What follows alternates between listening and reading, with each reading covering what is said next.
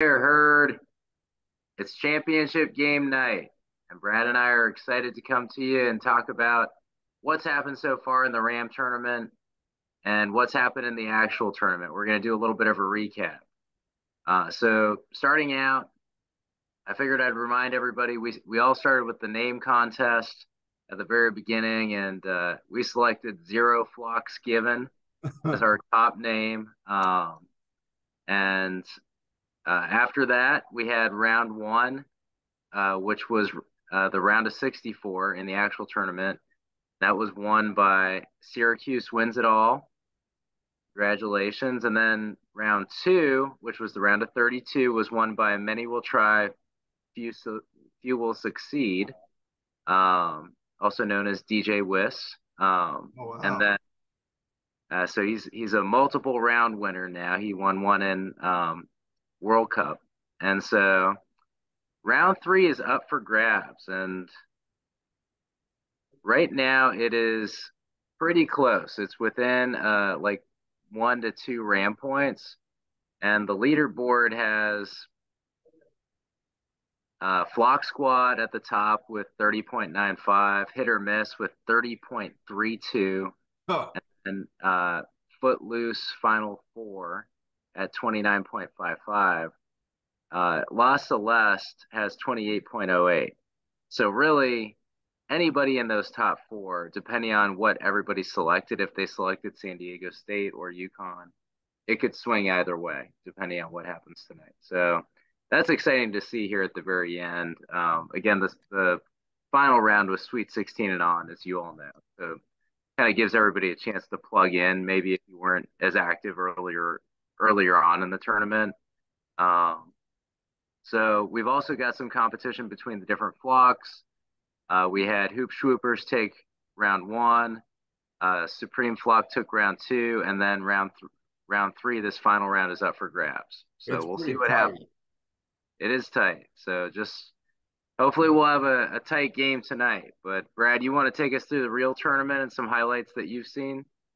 Yeah. First of all, just want to remind everybody that the round winners are getting those sweet pint glasses. So those are some really nice prizes. So looking forward to getting those out to everybody. For the actual tournament, I mean, obviously, this was the year of upsets. I mean, you had a 15 seed win in the first round, a 16 seed, and they both performed like the lower seeds did great. I mean, the 15 seed made it all the way into the Sweet 16. I mean, the 16 seed was a great story. Like, I mean, it was really just a great tournament and has been so many close games all the way. I wish that Connecticut game had been really close. I was telling a friend of mine that if that Connecticut game had been close and the finals game was close, this would probably be considered possibly the greatest tournament ever. Now, if Connecticut goes on to win big tonight, that may not be the case because Connecticut is about the only team that has dominated throughout this entire rounds, all the rounds. I mean, it just hasn't lost this entire tournament. And you have San Diego State just kind of keeps staying in games and winning them. So they've had a bunch of close games. And so I'm hoping we're getting something similar tonight. I would like to see San Diego State win just because, like, if you followed them throughout, like when their best team that they'd ever had was the year that they got rid of the tournament because of COVID. So they were probably going to be a 1, a 2, or a 3 seed that year, most likely a 2 seed.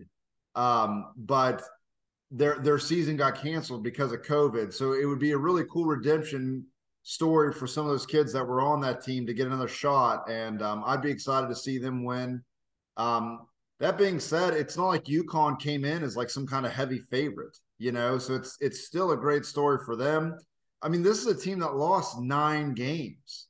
So they have lost a bunch of games throughout the year. Nobody really saw them as a super big threat. And there were a bunch of 9 lost teams that nobody thought had a chance at all. So I'm sad FAU is out. I thought FAU had maybe the best story in the entire tournament.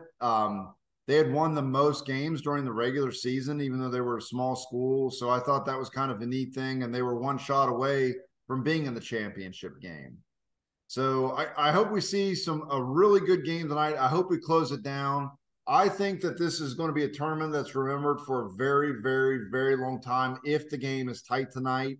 If it's a blowout by Connecticut, I think it's just kind of the tournament of the upsets. But I think if San Diego State wins, then it's still going to be a great story. So just want to let everybody know about that. We're going to come back tomorrow with another video.